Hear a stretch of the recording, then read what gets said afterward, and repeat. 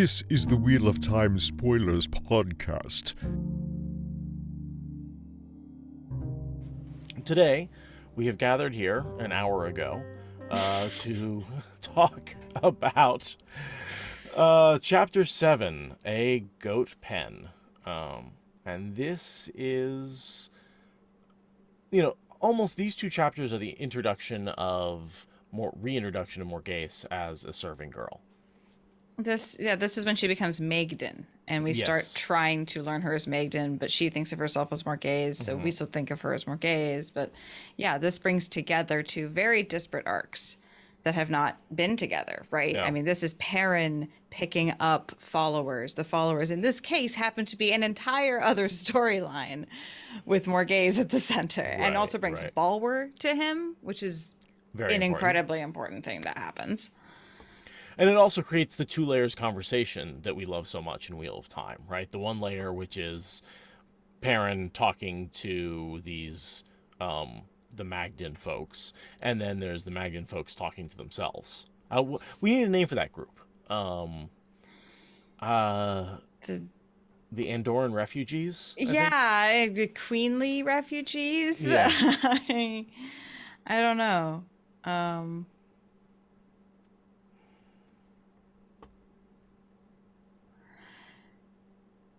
The lion in exile? I don't know. They're not hearing me? Why are they not hearing us? That's not...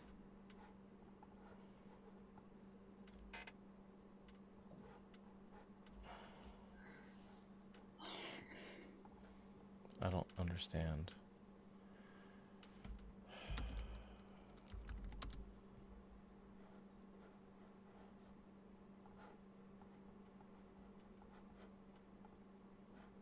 It might help if I turn on. Can you guys hear us now? Are we here? For you. Oh my god, okay. Finally.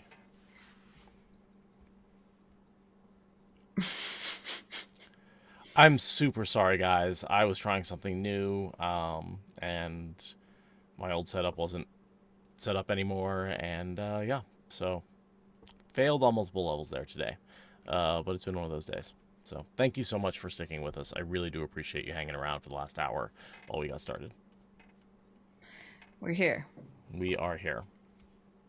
Chapter 7, A Goatpen, and our symbol is the wolf, because we're back with Perrin, this is really the beginning of Perrin's second arc, right? His first arc is sort of the whole Two Rivers stuff, and we see him a little bit with Rand and Dumai's Wells, but that's more of Rand's arc. Yeah. And now we are here with Perrin, and he gets to start out in Ghealdan and do everything with Ghealdan. This is the beginning of him starting to gather followers. Right? This is the beginning of this massive disparate quilt that he builds. This is one of the very first squares of that quilt. It really is.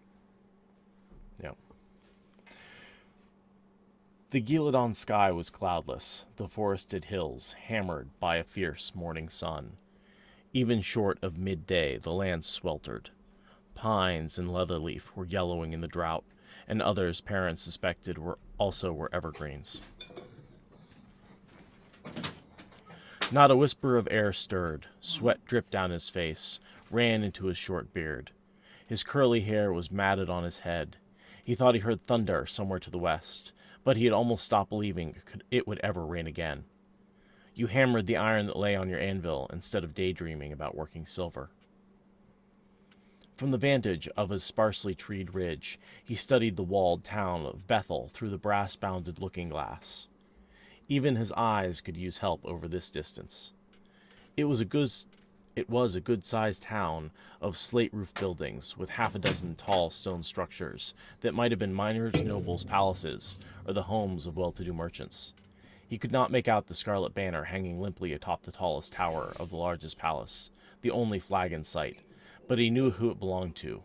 Alejandra Martia Kigreen, Queen of Ghealdan, far from her capital in Jahanna.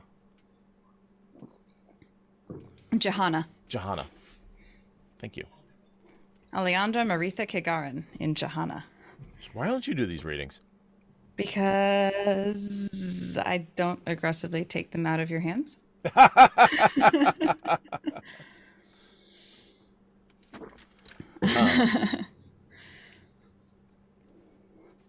So yeah, this is basically, I mean, this is one of the first queens he collects, right? Like, she It's ends the up coming first the queen. first queen.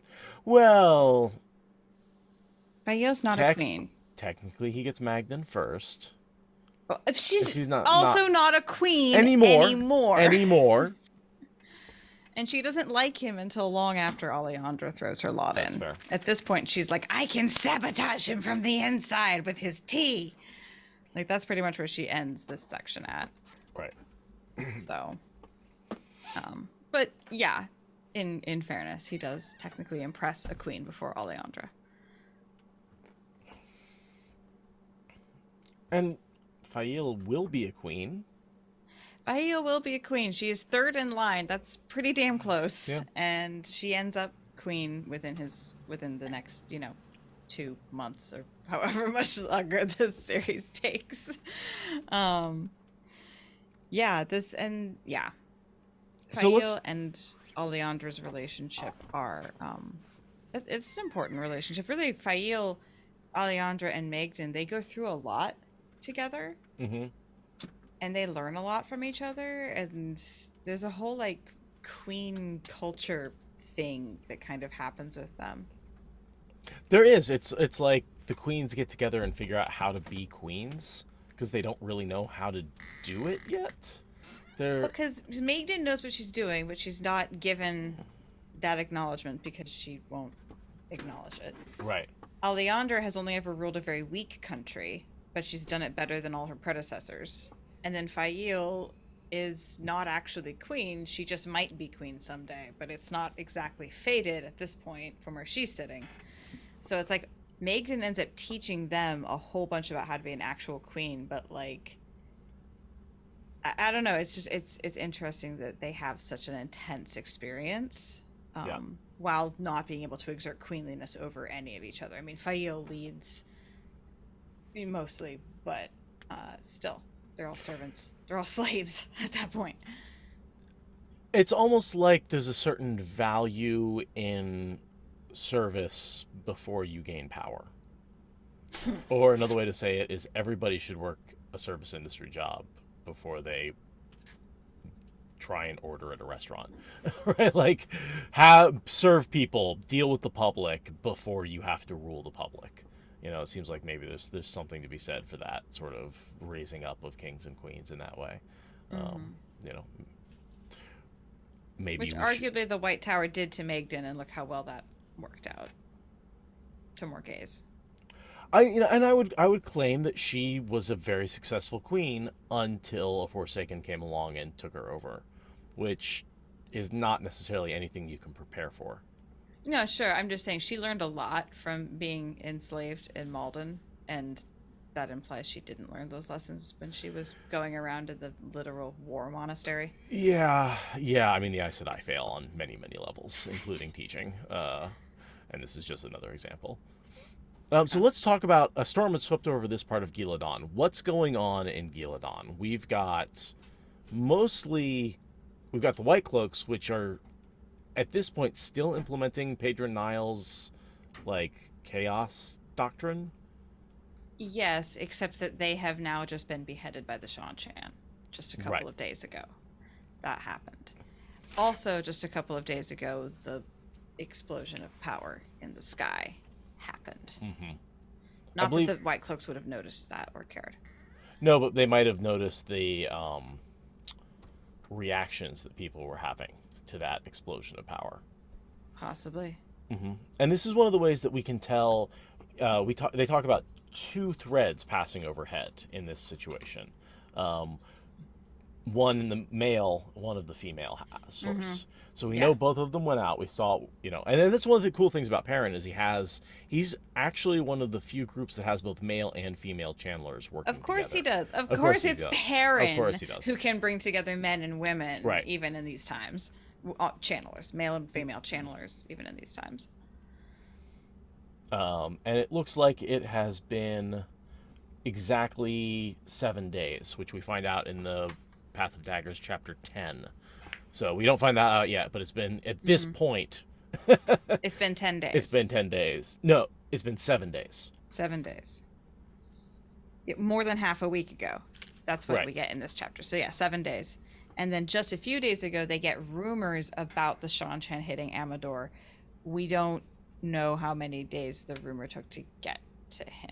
I'm not sure where the Shan-Chan attack was, but the Shan-Chan attack has to have been before the bowl. Quite a bit before, because Morghese and Linny were there during it.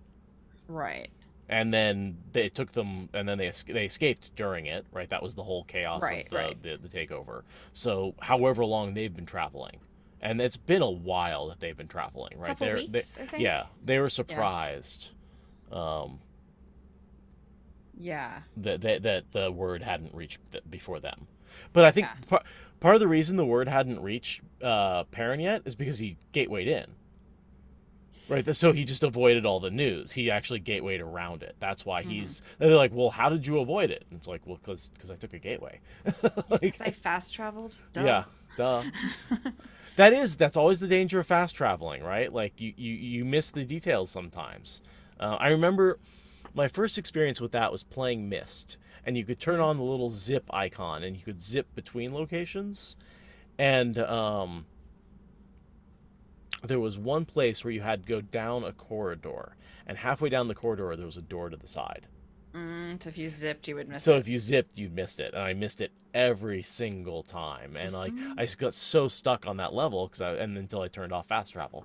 So be wary of fast travel; you'll miss details.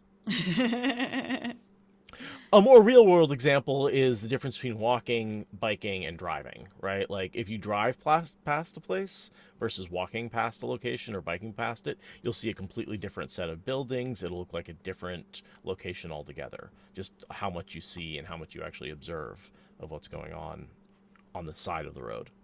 Absolutely. Yeah. And, I mean, also, there's literally a storm coming because of the Bowl of the Winds getting used. Like, he hears thunder and he feels the wind and he's like, nah. And Fael thinks about it later, like, nah, I must be imagining it. You're not imagining it. The weather's starting to turn because 7 days ago the Bowl of the Winds got used, and they are right under one of the big pylons of power that went shooting out. They are right under it. So they got they're going to be where the impact is felt first, right? Yeah, because don't they say that the one that passed over them reminded them of wind? Mm-hmm. Yeah. So yeah, great. It's like, it makes me think of wind. I don't know why. It's like, because it's the weather! Okay, right. Listening to the wind! It's a thing!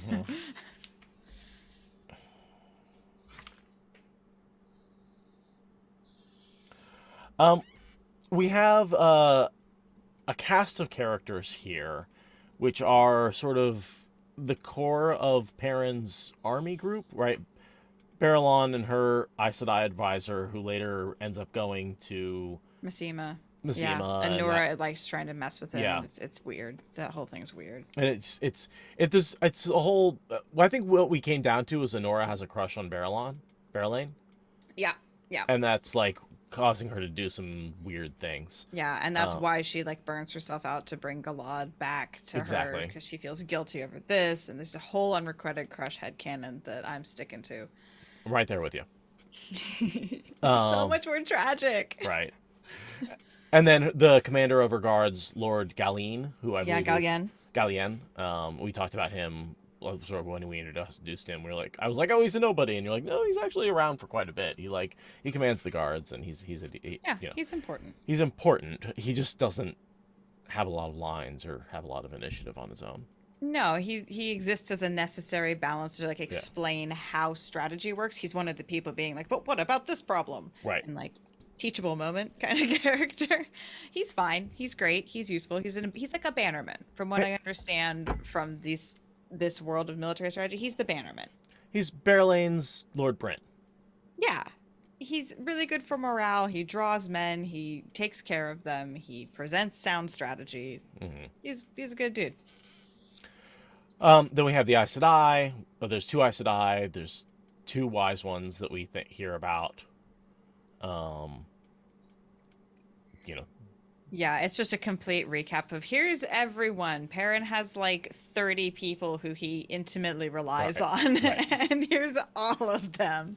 And here's all of them arguing for why they should be the one to go talk to Alejandra and make the case. So Yeah. don't really feel like we need to go through all of those arguments. No, it's No. it's yeah. Hmm. It's a really good exposition to remind us where we are, who we're with. But Rand sent Perrin to get Alejandra to pledge support publicly. Perrin has a lot of backseat drivers. That's pretty much what's happening. Right. We get the quote about the lace of the One Power streaking high across the sky, both male and female. Which itself causes a huge stir Right. amongst all the female channelers. They're like, what? The men feel it too? Exactly. Oh, Yeah. no. Oh no, that's a bad thing. Because basically, the idea of it's men and women at that scale has to be Forsaken. There's the only possible person who could use power at that scale, and it's just we're beyond that now. Everybody, we are at the point where there's enough male and female channelers who are powerful enough with enough Angreal and circles. Yeah. Well, I mean, in fairness to them, the bowl did not have male channelers working with it. The concept of men and women working together, they assumed that Right. there had to be men involved. And that is a very reasonable assumption because we haven't seen a lot of Angreal like drawing the male half without control. So thinking that it's the Forsaken does make a lot of sense, but it's also like, yeah, we're beyond that now. Like But the you have super Rand. OP artifacts are here. You literally have guys from the Black Tower next to you, right? Like you've got Rand. There are other sources of male Yeah, channeling in this world. That's true. It seems very, very much like jumping to conclusions. Yeah. And I mean, also in counter fairness, like it was a Terangreal. Only the Forsaken know how to use those, right? Right, right. So, All the known Tirangreal can't do that. right, it has to be something that they specific. It's so I will never not give them shit for not sending out a memo that they were going to be doing a huge magical boom somehow, at least to a couple of people, so that way the news could percolate out, even if it's after the terror. Even if people running around thinking that the Forsaken are coming, if they could get an update, like, Well, I mean, it wouldn't be that hard, right? Because they have access to Teller and Riyadh, right? So tell the wise ones. The wise ones can spread it to the other wise ones, and then Perrin would know because the wise ones could say, "No, don't worry about that. That's we know That's what our that guys. is. We're That's good." our guys. We're good." Like the wise ones have that sort of network. It's via Teller and Riyadh, and our Supergirls have access to it. Like leave a note.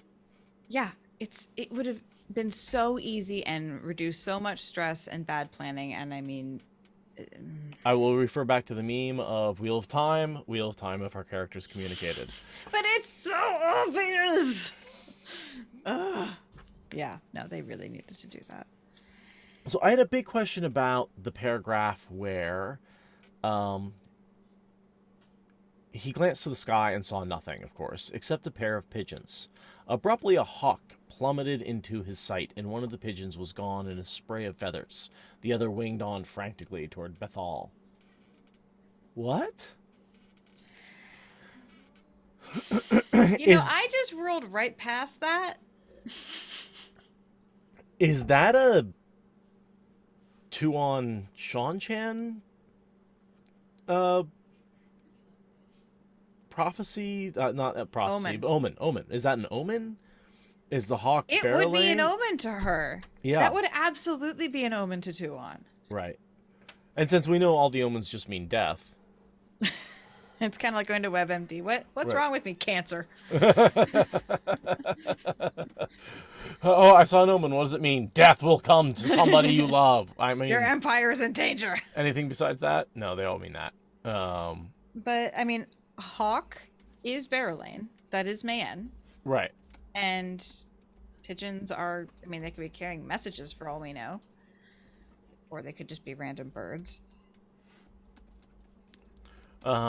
Maybe the one pigeon is Galad and the other one's Perrin. It misses one and she gets the other. No, I don't have. I looked it up and I'm not finding anything obvious about it. It's just It's just an odd little paragraph that doesn't...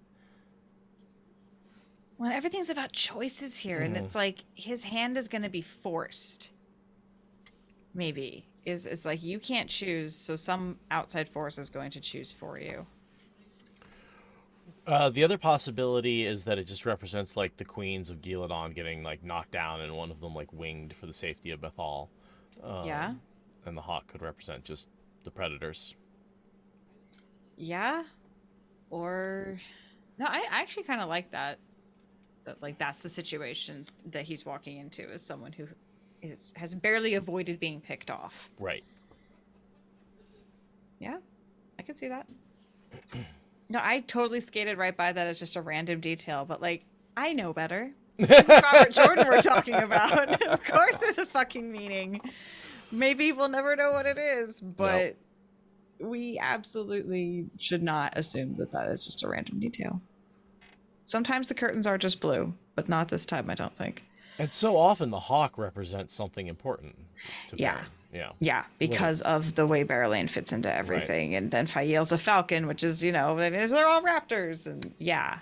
No, you're right. That's so obviously significant. And I'm just like, whatever. It's not Slayer.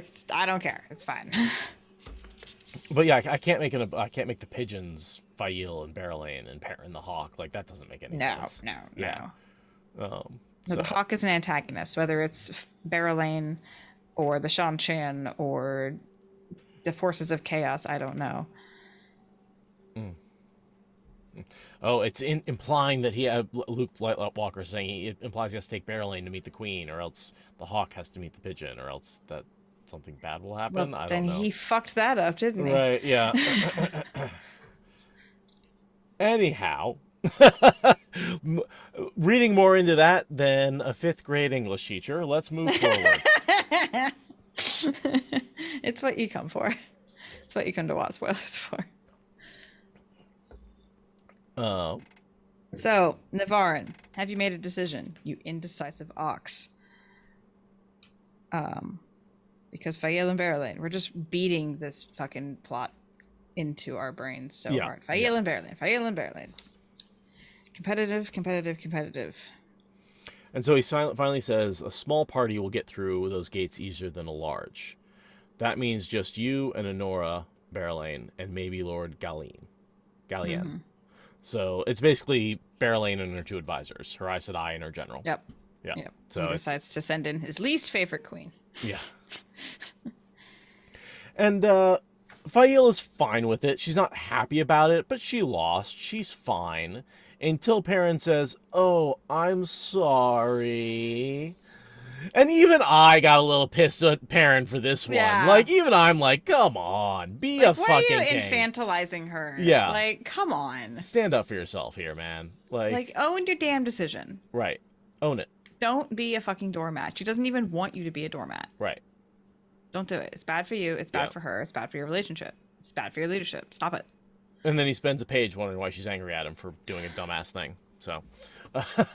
Yeah. No need to explain why that's a dumbass thing. No, I think we all. Oh my God. Yeah. Like, I'm pretty sure that the first time I read this book, I was like, what are you doing? And I was like 15. Right. 13. I don't know. I was young.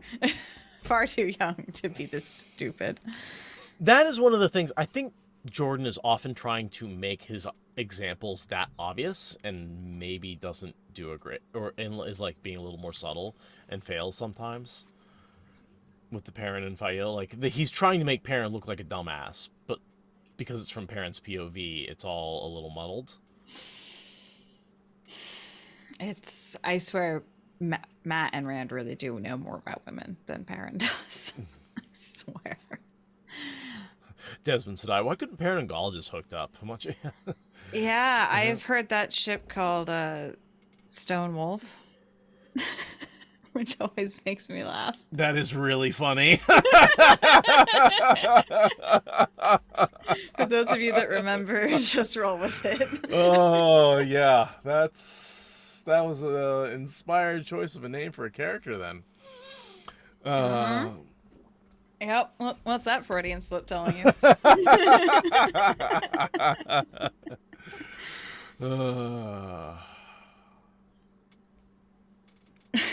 You know, I'd actually heard that reference before, and I was like, wait, Stone Wolf.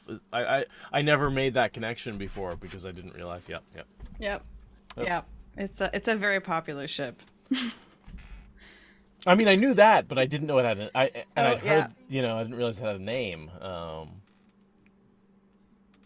Anyway, that's okay. So apparently, I named my my D&D character after a gay chip in the Wheel of Time. Yep. Awesome. The stars were aligned. The stars were aligned. See, if I'd known that, I would have played that character very differently. Yeah. Would have been much more interesting. I tell you what, I would love to go back knowing now what I do now and replay that character. And like, just with the technology we have, where we can actually hear each other and see each other a little bit better, and what I know about D&D and all that kind of stuff. But you can't roll back the clock. That's going to be... No. But you can always start a new campaign. With what time? I have so much time. I love having all this extra time to do something like that. Yeah. God, I think if I ever did start a D&D campaign, I'd have to like be the dungeon master is what I've decided. I can't. I think I'm not.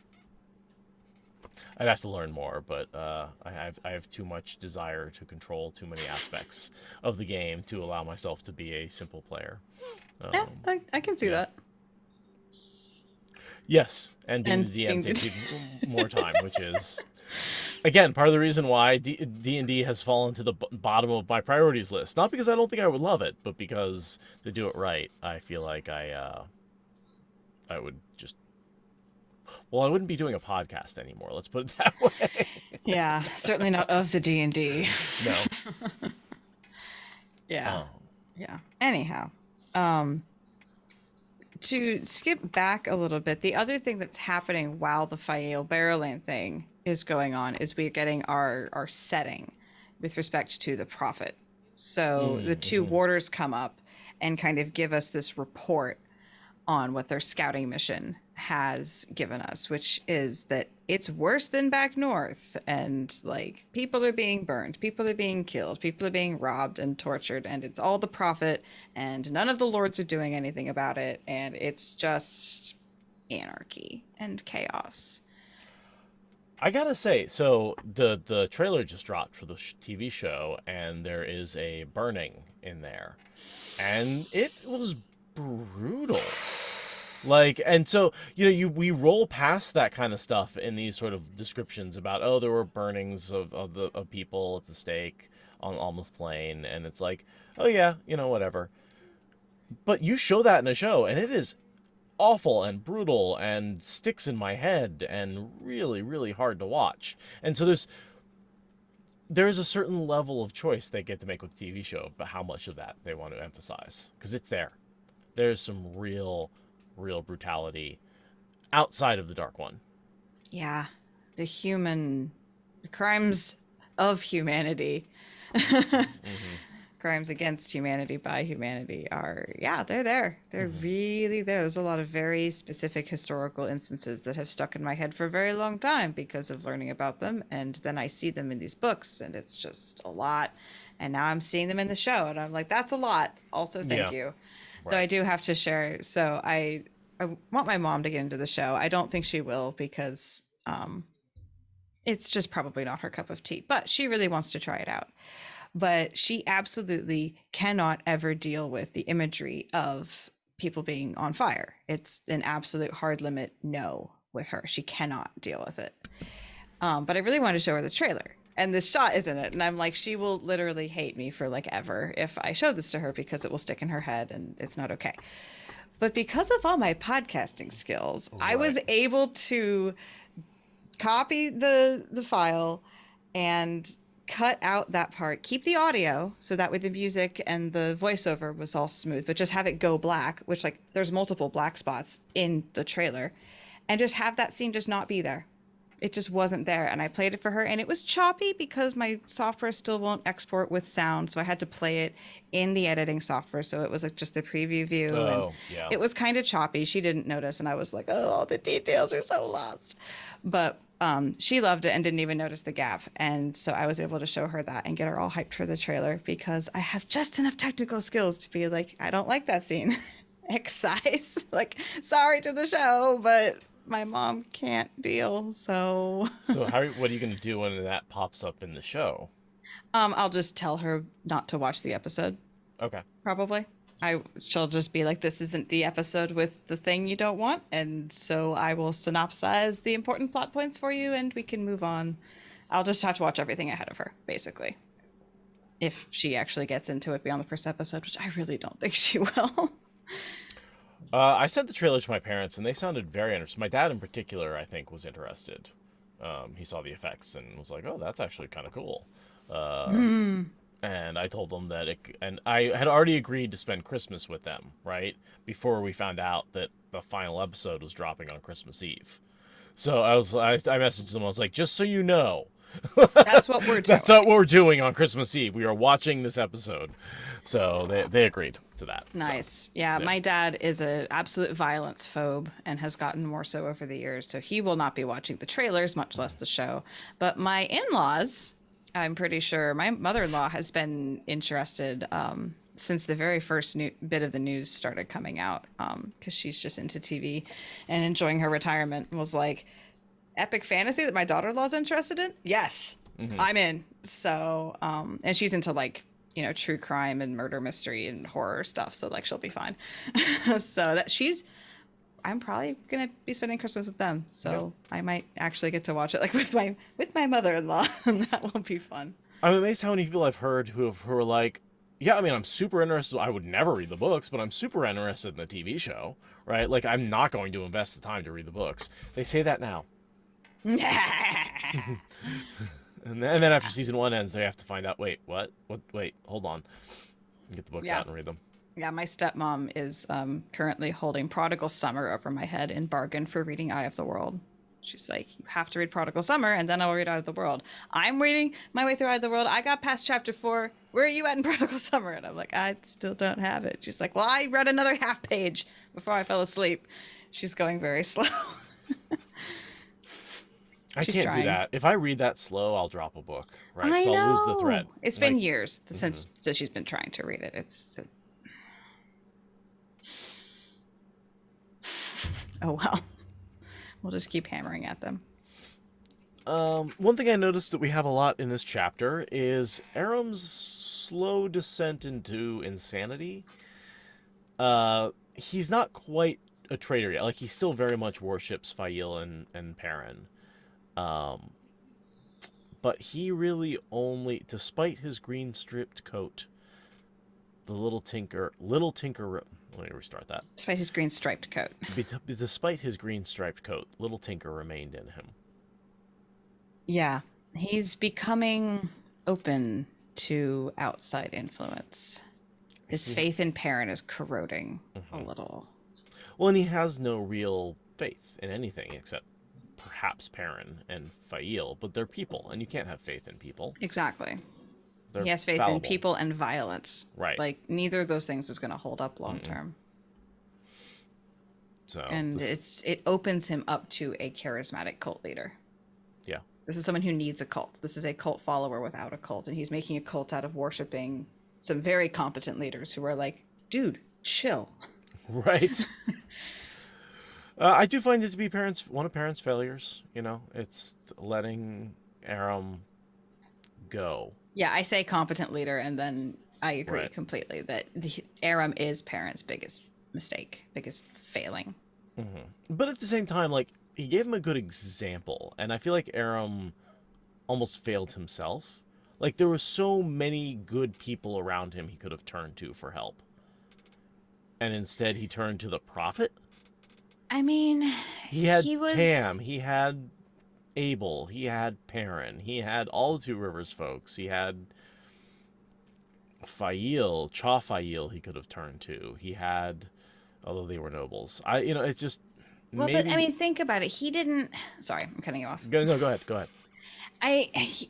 He had those people, but they also were letting him make his own decision. They were like, "You're an outsider. We don't really know what you're going through. Like, you'll come to us if you have a problem."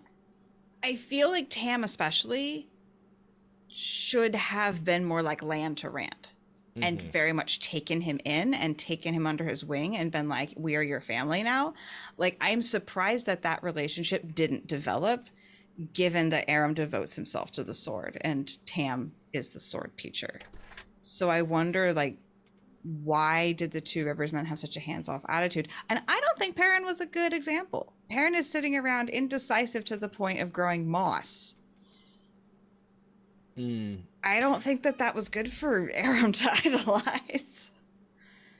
On some level,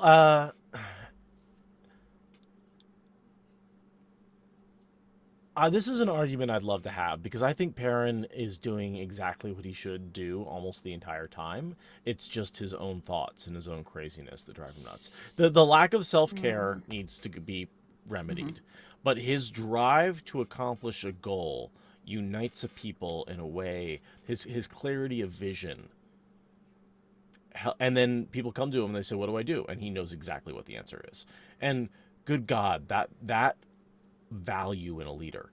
Plus, he's always working with his hands. He's always accomplishing things. He's always kind to people.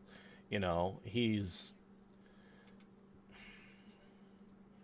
I think in the same way that Matt is like, "Oh, I'm gonna go fuck off," and then pulls kids out of a burning building, Perrin is thinking, "I'm a terrible leader," and does exactly what he needs to do to lead people to victory. You're right. We see him being indecisive because we're in his head. Yeah. I mean, this is a particularly indecisive scene of him. Like, I mean, that's half the chapters, people telling him to make a choice. But yeah, you're right. His actions are generally quite decisive. It's just his POV that's a mess. And think about this. This was a lot of argument from a lot of other people, but Perrin never said, "Oh, well, maybe not. Maybe you, oh, I don't know." No, he said, after everyone argued, he turned around and said, "You three, go." And then he was like, "I'm sorry, Fayil." You know, but like that was the dumb thing, right? But like he was sorry that he made the decision and it pissed her off, not sorry that he made the decision. You know, so it's one of those things where I try to really separate what they think about themselves versus what they're doing. And that's something I'm really interested to dig more into as Perrin. You know, like in this situation, we had all these arguments and it feels like he's being very indecisive, but really if you look at what he says and what he does, he is nothing but decisive. It's everybody else around him who's just making up all these various arguments for things. And yes, in his head, he thinks through all the ramifications. So yes, that feels indecisive because he doesn't immediately pick one and go with it, right? Like he's not quarterbacking this thing. He's not calling audibles and saying, yeah, we're going with you. You know, but what he does is he thinks through all the ramifications of picking each individual person and then says one thing. And that is the definition of a slow thinker who's decisive, which is what he is. Yeah. I will concede that. I still think he's a terrible role model for Aram, and it's weird that nobody took him under his wing and they just let him flail off into his own misery. Yes. But I will concede that Perrin is doing a better job with respect to what Aram sees than I was giving him credit for. And where I will say Perrin falls down is in his... It's funny, but his empathy.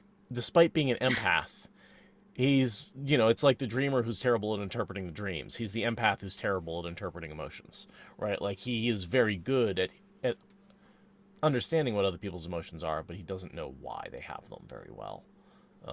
And so he doesn't really get Aram. Yeah. And doesn't know how to help him. Yeah, and somehow nobody older and wiser sees how much Aram is struggling. They somehow think like, well, he'll just get through it. Yep. Stiff upper lip, and he'll pull out of it, and he never pulls out of it. And I think that's one of the reasons why Aram feels like very incomplete. Like we see him just with Perrin and Fail. We never see him have any other relationship, any other interaction, any other conversation, right? It's hard to put him into the world. Aram, before he becomes Perrin's lapdog, is this like flirts with Egwene, has issues with his parents, wants to run away, has arguments and opinions, and then afterwards he's just this like, whatever you say, Perrin. Until he's whatever you say, Msima. Yeah, Lord Prophet. Yeah. Yeah, it's... Yeah, I mean, when you don't have much of an identity, and then what identity you have gets taken away, you're going to fill up with some very toxic stuff unless you are firmly steered in the right direction.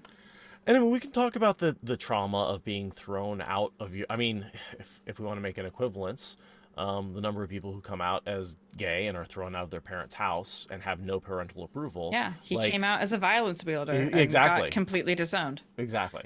Yep, he was told, no, we don't do that in our house. And like in the immediate aftermath of the trauma of watching his mother die by violence. Right. Like it's not like like he just decided one day or had been working up to it in his own mind. Like he's coming out of a family shattering violent trauma and then gets completely turned out from his people. Like it's a triple whammy. Even though it's only 2 events, it's a triple whammy. And it's sad that somehow these empathetic, caring, wonderful parents for our Emmons Field folk don't like notice the man-child that's falling apart and like collect him. Yeah, it's a failing. There's no doubt. But I wonder if it's because Perrin is turning away from Aram, being like, I don't know what to do. And so subtly his leadership is turning all of the 2 rivers to be like, we don't know what to do with you. Yeah. And if Perrin had been more concerned, maybe the rest of the 2 rivers would have, because he leads. People go where he leads. And that's what he needs to come to terms with and hasn't yet in this chapter.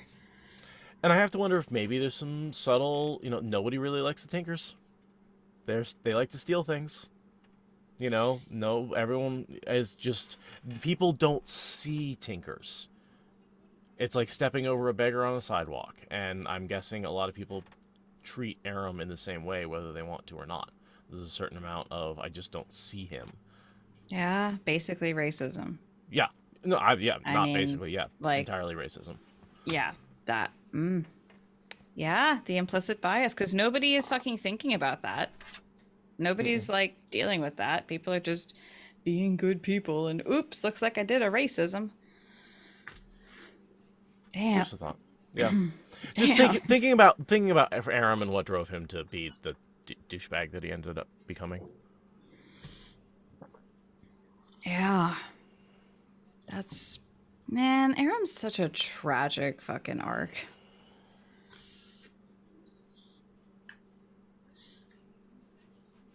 All right, let's get back to this book. Also, Aram, dead Tinker, trailer, what? Excuse me, questions. Oh. Okay, back to trailer, back to book. Could just be unconscious, doesn't have to be dead. True, I think he's unconscious. They cast him too soon to have him be dead in the fucking trailer. It's bullshit. Anyhow, we're doing the chapter. We're not doing the trailer. Yeah, they're doing the trailer. But that would explain why he was if he was unconscious, why he didn't get picked up, and why. But then anyway, yeah.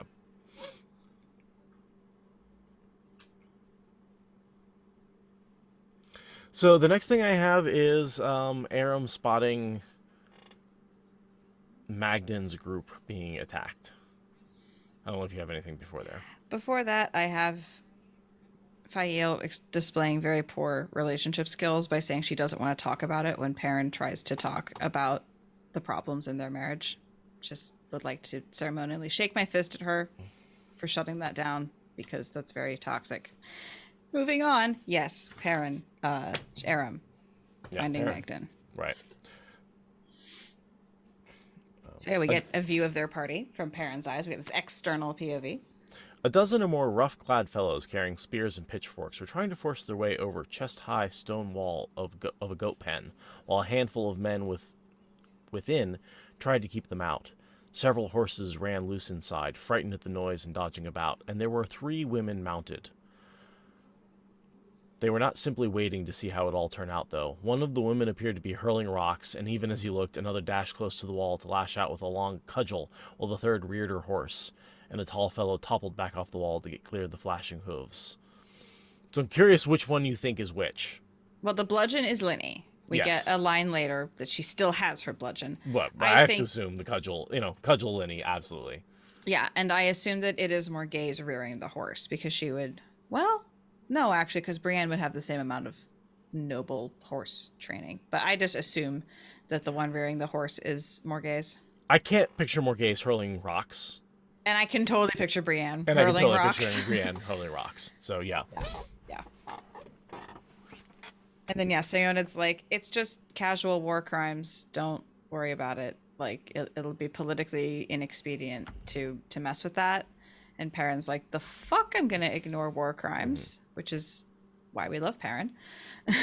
And it does come back to bite him, right? The fact that he doesn't ignore these war crimes does put the prophets back up. It does. Seonid is correct about the political Ramifications. Yeah, absolutely. She's wrong to advise him to ignore them because, I'm an idealist, but... Yes, I definitely am pro Perrin stopping the murder of innocents, right? But yeah, it's also maybe don't let any of these people go. Yeah. Just, Yeah, that's what I'm saying. That's what I'm saying. Like, they're trying to kill innocents. They don't hang them. Yeah. Like, don't threaten to hang them. Hang them. Yeah. It would make a lot of sense politically and morally to do that, because we have like sadistic trophy takers, Just saying. Yep. These guys are not good at all. So somebody channels a large spinning wheel of fire over the group. I love this. It's so like Book of Revelation. Yeah. It's so great. It's got to be the wise ones, right? The Aes Sedai would never do that. That's too much like using the one power as a weapon. Yeah, it's Idara, I think. Yeah. Okay. Yeah, it's Idara, and that is a wise one. And she's like, perhaps, and he's like, good enough, going in. Like, Perrin, you're wonderful. And he's so happy that they scared him so he doesn't have to actually kill anybody. So, right, that's his idea, but it's it's politically very inexpedient to do that, and it's yeah.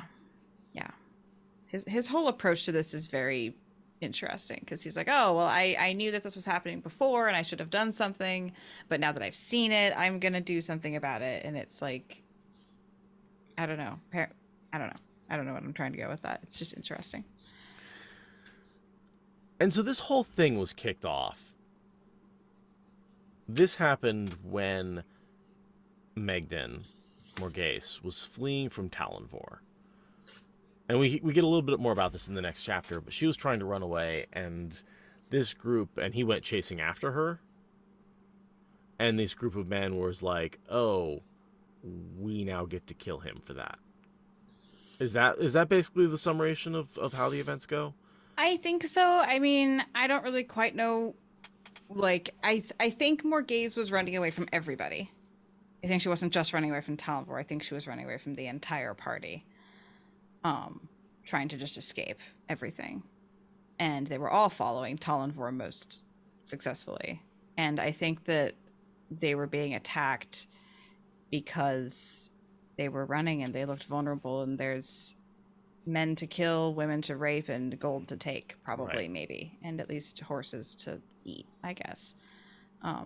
I don't really think that they had a lot of like, oh yes, we're going to punish you in the name of the prophet. I think they were just going to kill and pillage the whole party because they were distracted. But I always got the impression that Morgase was running away from literally everybody. Just her responsibility? Yeah, she gave up being Morgase. She's renounced the throne, and she wants to start a new life, and she doesn't know any way to do that other than to run away. I think that's where she's at. It's been a gap since we last saw them, because we last saw them in the in the palace in Amador. So when he talks about how a whole bunch of things have happened, and long story short, we found ourselves here, we never really get to fill in those gaps. No. Okay. It's just some weeks of camping and introspection and her breaking the news to them about her new identity. But I don't think a lot happens other than just distance, you know?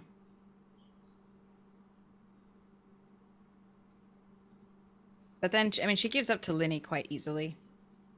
When Linny's like, you sit your ass down and don't go anywhere. She gives up quite easily. So maybe she was running away with Linny and Brienne. Or just Linny. Maybe it was really about getting away from Talonvor more than anybody else. I don't know. That's always just been my headcanon. Mm-hmm. I imagine it's always been just a will they, won't they between the two of them. And she, like, almost gave in and then decided and, like, ran away from it with Talonvor. Like, they were in that one of those moments, and she was like, no, I'm leaving. And, like, everyone's like, wait, where are you going? You know? Well, I mean, that could be a cool headcanon, but there's no detail about that period of time. No. So. I thought there was a line, though, that she was running from Talonvor in particular, but... I think Linny says, like, she's... What is it? It might be in the next chapter. It's in the next chapter, yeah. There's an explanation. Yeah. We'll talk about it when we get there. Totally. But yeah, Perrin basically chases her down after she's been chased down and is like, I promise I'm not going to hurt you. And it's surprising she doesn't stick a knife in him because, honestly, why would she trust him? He did rescue her from a bunch of brigands who were trying to kill her. Yeah, but she has no idea who he is. He might have rescued her so that way he could have sport. How many people does he have with him at this point? Because he doesn't have his whole army with him. It's just... Aram, Furin, Terrell, and Fael. So 5. It's a party of 5. So, but 5 very well equipped and well horsed people. Right. So. Are there any of the Ashaman with them? No, I think they all stay back. Magdan, a good 10 years older than Perrin. Yeah, she has a daughter Perrin's age. That's the slowing. Yeah, that's the slowing. She's quite a bit older than that. She is not 30. No. She's 40. Yeah, she's in her 40s. In her 40s, yeah. I mean, she would have had kids fairly young because she's a queen, but still. Yeah. Like, she needed to be a little bit more than 10. And she looks exactly like Elaine in the very first description. Like, in his head, he's looking at her, describing her as he would describe Elaine. And then later he says... She even reminds me of Elaine. Wow, that's Elaine, odd. Yeah. It happens to be her mother. Yeah. Perrin. Mm-hmm. So he invites them back to the camp. And in the beginning, Borghese is like, we must go on, Linny. And Linny's like, what are you thinking? Yeah. And Perrin's like, this Talonvor guy seems a little bit like a Chad. Turns out he is. For once, Perrin's reading people correctly. Yeah, it's hilarious seeing this group that you know so well through eyes you know so well. Like, these arcs have never crossed, and suddenly they're in the same space. It's really fun. And I like that about, it's like describing things from a different POV. It's like rediscovering something for the first time, re-seeing all these characters for the first time. Yeah, exactly. Totally. And then I love this line from Terrell, best to hear both sides, whatever you thought you saw. Mm-hmm. It's like, it's true. It's really true. No matter what you thought you saw, you should probably try to fact check yourself, if at all possible. The number of times I've seen a video online and made a conclusion, and then I've seen the extended version of the video, and I'm like, oh, yeah, I was wrong. And then I've seen the extended version of that video, and I was like, oh no, I was right in the beginning. And then he keeps, like, it's amazing how much context matters. Yeah. It's context and perspective are things that you should think about. And relative power levels, that's something that's really important. I think that we don't talk about when an interaction happens between two people. Often those two people aren't on the same level of power, whether it's an interaction at work, whether it's a police-civilian interaction, whether it's a teacher-student interaction, whether it's a customer service employee interaction, right? At no point in any of those interactions are those two people on the same power level. Yeah. And if you treat them like they are, you're not going to understand the dynamics of what's going on. You're not going to, what looks like a friendly conversation is actually someone in fear of their life. Yeah, that part. Yeah. That part is, one person is acting out of survival and one person is acting out of innocence or ignorance in a best case scenario. Supposed ignorance, supposed innocence, supposed ignorance. And one person is trying to survive. Yeah. Yeah. No, there's not always a balance there when there's a power imbalance, even though it might look that way externally. So, or sometimes when it looks like there's a power imbalance in the other direction, and it's like, no, that's actually an equal situation. Mm-hmm. Anyway, I'm not bringing up specifics because I'm not great at that, but you know what I'm trying to say. I suspect we do. Yeah. I also want to point out here that Perrin is a total fucking hypocrite here because he's like, Perrin was surprised. He had thought Terrell could not think beyond the end of his sword. It's like, Perrin, you spend half your inner narrative thinking about how people think you're slow, even though you're not. Like, could you maybe extend the courtesy of not doing that to others? Please. Possibly.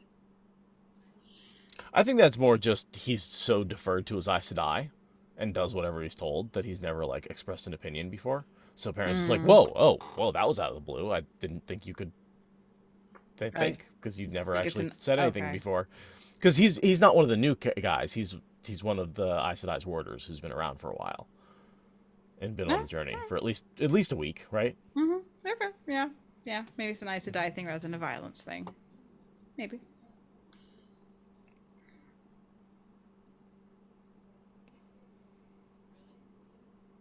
And then he sees all the holes in their story. Like, they've got this story, and he's just like, none of your smells make sense with your story at all.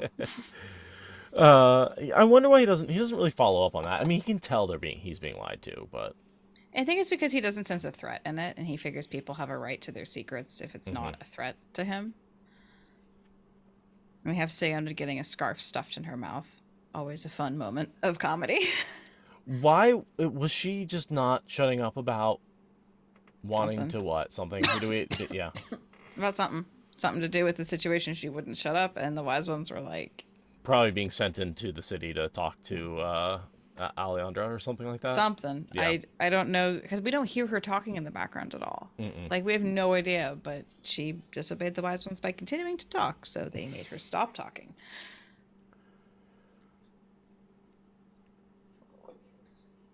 So there's this one guy who was the last one to run, and he was not very cowed. And it turns out that is Hari, right? So he's like, the stubble-cheeked man stopped gaping at Sin and licked his lips. That's Hari's work, looking at a bunch of ears that have been cut off of victims. And this is Hari? This is Hari.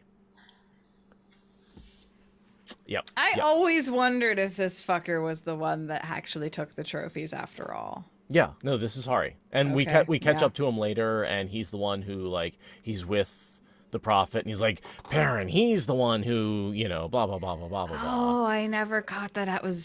And I never put that all back together. Oh. And the prophet Massima goes, oh, Harry, what are you, blah, blah, blah. So, it turns to him and goes, you're Harry, and turns out that's the guy that Perrin let go in the first place. I never noticed that connection. Yep. He's a mean one. So this guy that's Harry's work. Harry's a mean one. He likes to take trophies. He's talking about himself. Gotcha. Yeah. This guy's basically a fucker. He's basically admitting his guilt. He reminds me a lot of Adnan Kadir. Yeah, I was thinking the same thing. Like, this stubble-cheeked, rumpled sadist of a weasel. Don't like those guys. I don't like them. So because might have dropped is not had dropped, right? He didn't actually see him drop it, so he could have just run over where it was dropped. So he doesn't have proof that this is the guy who committed the murders, which, I mean, fine. That's a little justice, thin, Perrin. Right, whatever. He clearly would have killed Magnan and group, so I think he would have been justified. But he lets him go. Yep. And sends a message. He's so angry that he sends a message to Massima. Yeah. It's a good fucking message. I'm Perrin Abara, and your precious Lord Dragon sent me here. You spread the word. He sent me, and if I find a man with trophies, he hangs. If I find a man burning a farm, he hangs. If one of you looks at me cross-eyed, he hangs. And you can tell Masima I said so, too.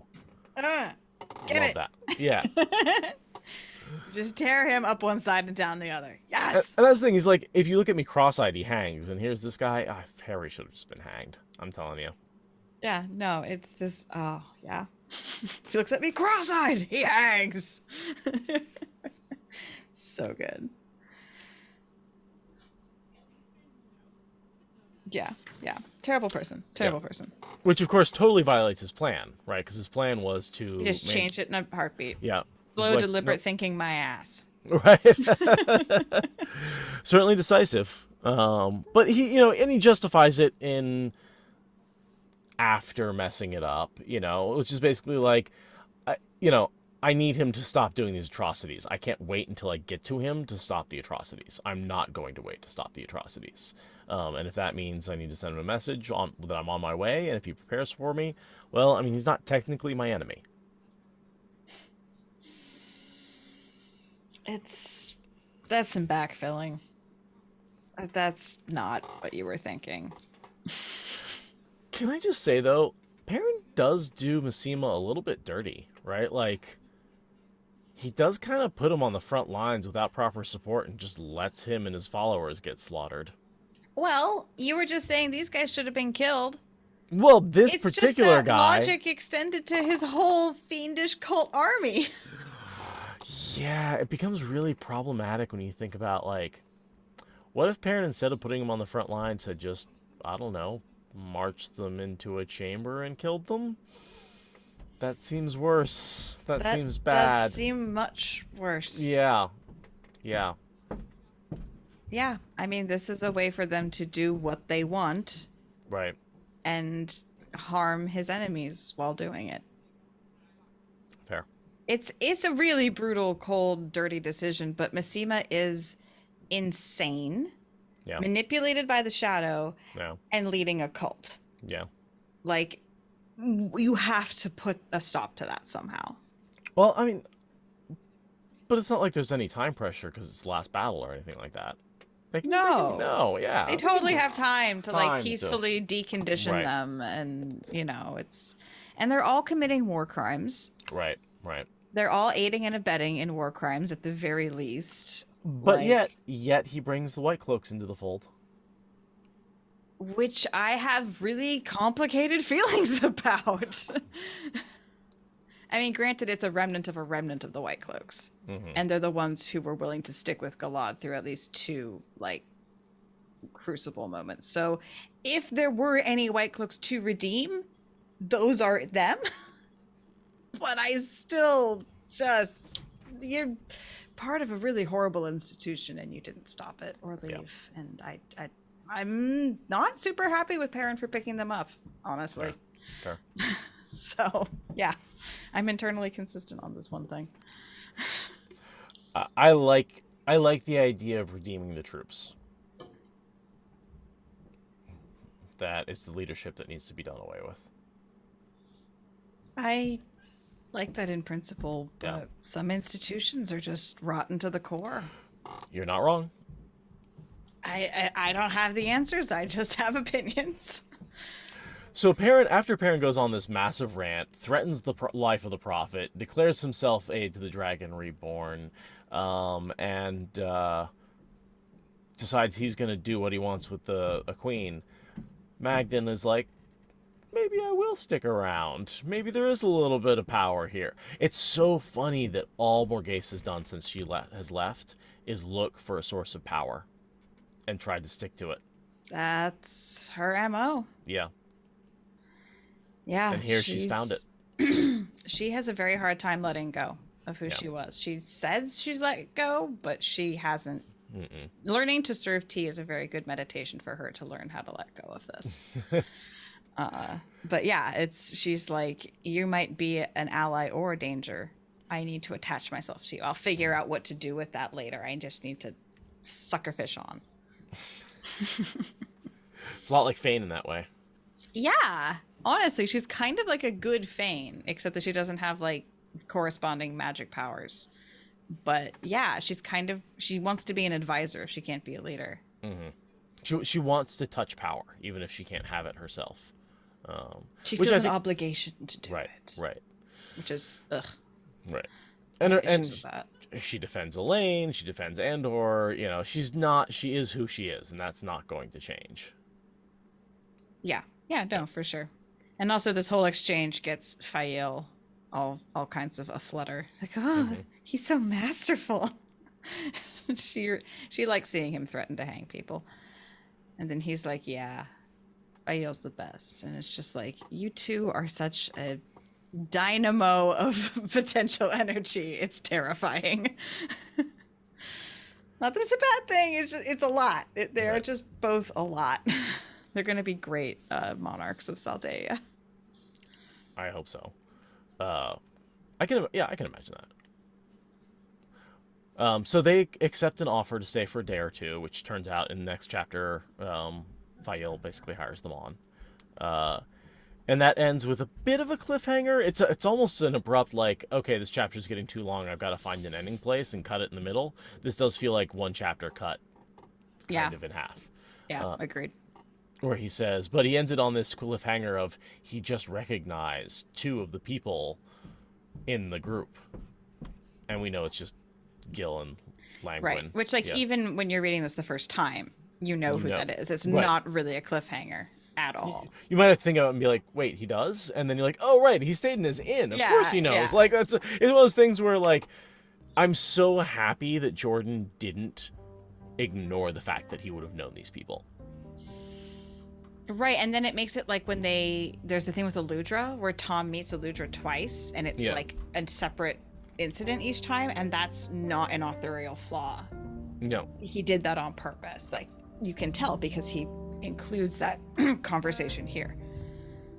And there's that whole conversation with Matt and Tom where Tom says... Yeah, and he even explains it, yeah. Yeah, women are, friends or lovers, and what about Eludra, who is neither a friend nor a lover? What would you call her, and... it's like enemies, friends, lovers, or something like that. Yeah, I forget how it goes, but yeah, he does address that specifically. So yeah, it is nice that Jordan's like, yes, I've made a bazillion characters.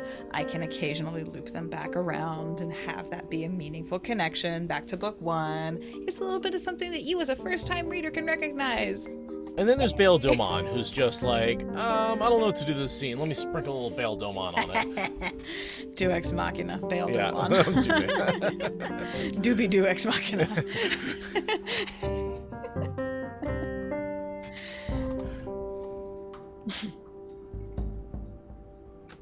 All right. So that's the end of that chapter, yeah. There we go. I guess I can read that last paragraph. As you say, Mistress Magden, he said slowly, masking his surprise was difficult, especially since he had just recognized the two men trying to keep their horses between him and them. Ta'Viren worked to bring them here? A strange twist in any case. It might be just the thing at that. Ba-ba-ba.